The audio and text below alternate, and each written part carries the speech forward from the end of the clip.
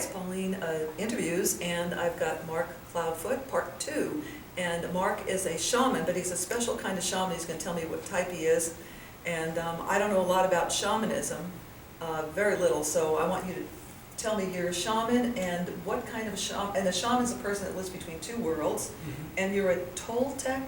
Shaman, yes.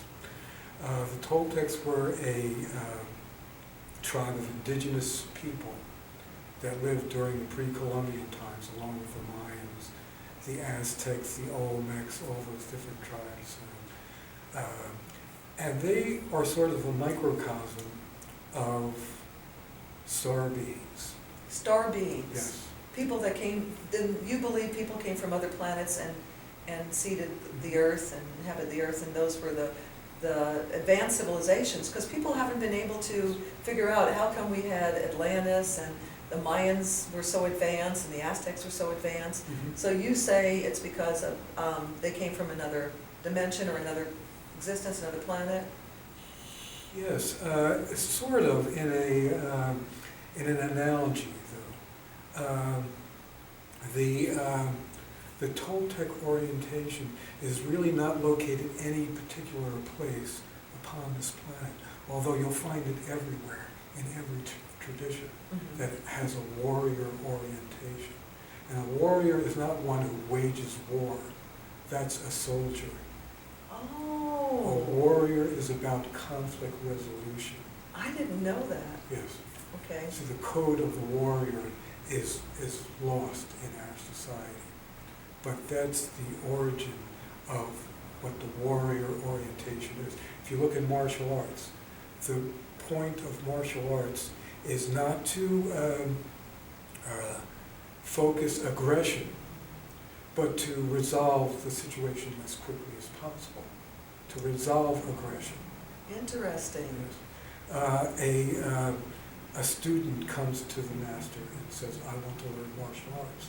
And the master will say, why do you want to learn martial arts? And if the student says, well, I want to beat up and get revenge on my enemies, he'll say, no, you are not accepted. But if he says, I want to learn how to resolve the problems, yes. Or if somebody's bullying me, I have the confidence and I can stop them without hurting them, but at least they would that be like one example you could use? It's more about healing than anything. The study of the warrior is more about learning the healing arts rather than learning the arts of aggression. The reason why they learned martial arts was because you get very passive in your meditative practices. And so they had to have a yang along with the yin. And the yang was to develop physical skill along with your spiritual awareness. So you'll see that in every orientation on this planet. Some of that thing, but it really doesn't come from any particular place except the stars. And from star beings who have acquired the essence of their star nature. Are there star beings on the planet Earth? And how would we know them? Well, we are all luminous beings. We are, okay, so. We were created from stars. You know, when a supernova occurs, the substances of the all, energy. Yes, and the material of stars is spread out throughout the universe. Then do you believe in a universal, or I don't know how to put it, God for lack of another word, or an energy that oversees everything? Well, there are many gods, and they all have their rules. We believe in a place called the source of creation. That was what I was looking for, the source, yeah. Yes. You believe in a source. And it has no rules. Right. It only has the rules that we impose upon it. Well, I understand that. So if we say the source, is quantum physics getting close to explaining that? Would you say? Because it sees how particles behave depending on how, I don't understand quantum physics that well, but I think everything's either particle or wave, and it goes back and forth between particle and wave, and if you observe it, it changes. So, since everything's energy, I mean, is it coming from something that is guiding us, or are we just guiding ourselves? Well, the source is a place where nothing, where something comes from nothing. Okay. And that's the mystery that we wish to contemplate. That process of something But coming from nothing. From nothing, but you feel that, so when we leave our body, but we go on because we're energy and it just moves on and on into another form or another place, another There are many time? recourses, there's many paths Many to paths. follow. But you and Mark's not gonna disappear, It is possible really? to disappear, It's not yes. gonna disappear. Because energy is eternal, Mhm. but identity is not. Identity is transitory. Well, this would be a whole other topic we won't get into today, but sometimes when people believe in reincarnation, they believe you bring the soul memories back with you. So would you say there's no soul, or is the soul your energy, or? Well, our energy is, when it comes into like a dreaming form, this is a dreaming form. We dream through this form. And it's also a dream, it's a coagulated form of a dream. And It's a dream that we materialized. yes. And it is composed energetically of luminous fibers, right? Of great, these tendrils of light that, Like in Cocoon, when they showed those, they took off their skins and they had those, that's what that reminds me of, those light people. Is that kind of what, if anybody's seen? but to access this world, it takes maybe like 2 or 3 luminous fibers of who we really are to be able to like dream in this world. Now you're telling me something that you've learned from your experiences, from your dreams, yeah. Now, do you know for sure that this is the absolute truth, or is this just one theory? There's no Absolute absolute I know. truth. There's So many we're variations putting of out, the we're theme. kind of putting out theories and experiences you have with your life. Well, one thing I want to touch on, but we can tie it into what you do, we're talking about the Mayans. Yes. Yeah. But I just wanted to say, Oh, no, finish up that. there are, this is a multi-dimensional universe. The irony is many different perspectives can exist simultaneously. That's not easy to say. I know. Your For example, perspective yeah. Oh, of the okay. quantum universe and my perspective Uh-huh. of the dreaming universe can exist simultaneously in the realm of truth. Yes. Within Okay. That's- infinity, there are many infinities. So there's not just one infinity, there's what is called, my teacher has said that we're leaving the time of absolute truth, and we're entering into the time of perspective and perception. Really? Yes, That has nothing to do with the Mayan calendar? yes. Oh, well, let's go and talk about that. That was fascinating. It was, I think, December 20th or 21st. 21st, 2012, Yes. and people, a lot of people were writing their wills. They thought it was the end of the world, but it was the end of a cycle. Yes. And the Mayans knew that. The Mayans are more advanced civilization. And let's go back to the time of the builders of the Serpent Mound in central United States, in Ohio, in Indiana. The Serpent Mound? The Serpent Mounds, yes. I'm not familiar with that. These are kind of hills that were built that have like serpent spirals. And Are they still there? they're still there, you can visit them. What part of the United States? Arizona? Ohio. Ohio? Yeah, they're all around the United States. Okay. You'll find them a lot in the central part of America. And they had visitors. And these visitors would every morning get up and do these strange dances or movements. And this was to raise the sun. Visitors from where?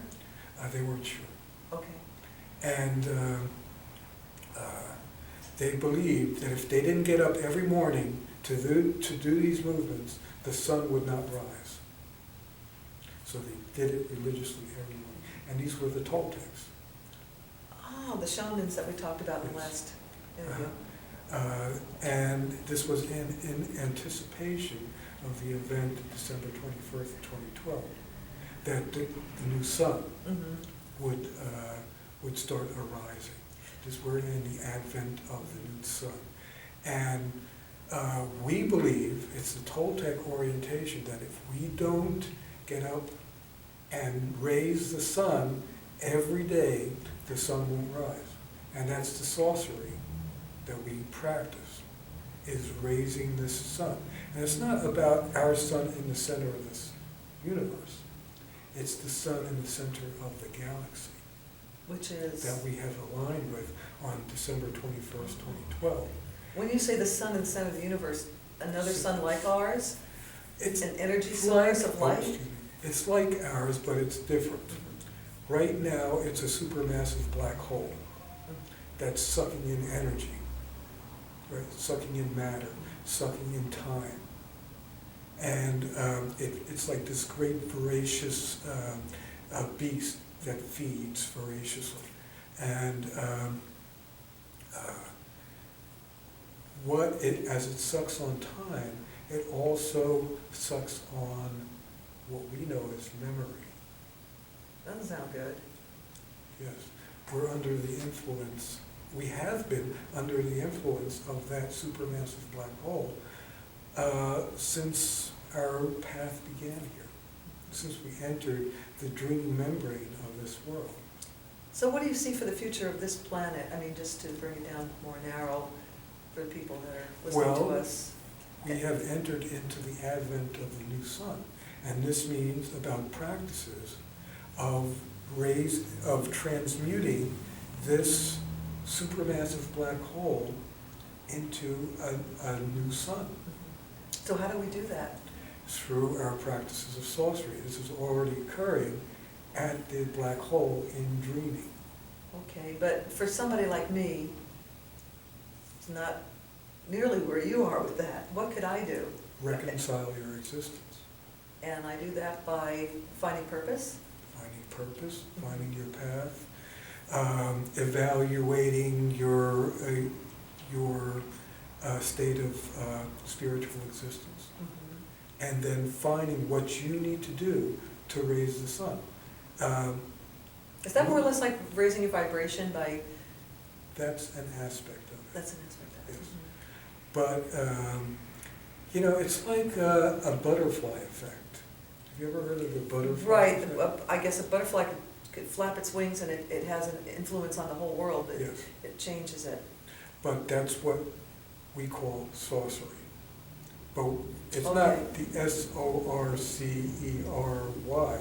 it's the sorcery. Oh, see, that's where I got confused. Yes. I thought I had to become like the sorcerer to change the world. I don't know how to do that. Sorcery evolved. Okay. It is evolving into sorcery. Okay, so how to relate to the source from where we come. Rather than manipulating people's life stream, as was the way of it in the old times, it's now orientated towards learning to manipulate ourselves, finding our path. Do you think the high technology has anything to do with helping us move us forward? Or is it dragging us back? It's all part of the dream. It's all part of the dream. Now you have to reconcile that for yourself. Uh-huh. What's useful? We have one of our strategies is the Toltec warrior learns to utilize the ordinary in a non-ordinary way, and the non-ordinary in an extraordinary way. So you can use anything, but if you use it for its face value, you're not going to get anywhere. But if you use it for non-ordinary or for extraordinary things, you evolve that dreaming process. Can you give me an example? Well, like I use Facebook. Mm-hmm. I could use Facebook to tell people that when I'm eating. Which would be ordinary. Yes. Or I could use Facebook as a platform for my realizations. Okay, so then may I ask you, that's why I'm doing YouTube? Because I used to work in television news that was very depressing and dragged me down, and it still does. So I decided I want to do something that is informative, inspirational, and it uplifts people. Yes. And so in a way that maybe I'm working with my sorcery, because this is how I'm using what I love to do to expand people's thoughts and actions and how they feel. So anyway, this is... That's your star nature coming out. That is, and I enjoy doing it. It's fun. It's been fun talking with you, Mark. Yeah. And have a good workshop, and I hope you come back. You think you might come back to Oregon sometime, huh? Possibly. Oh, yeah. good. Thanks so much. It's been fun talking Yeah. with you and great meeting you. Thank you so much for watching Pauline Interviews.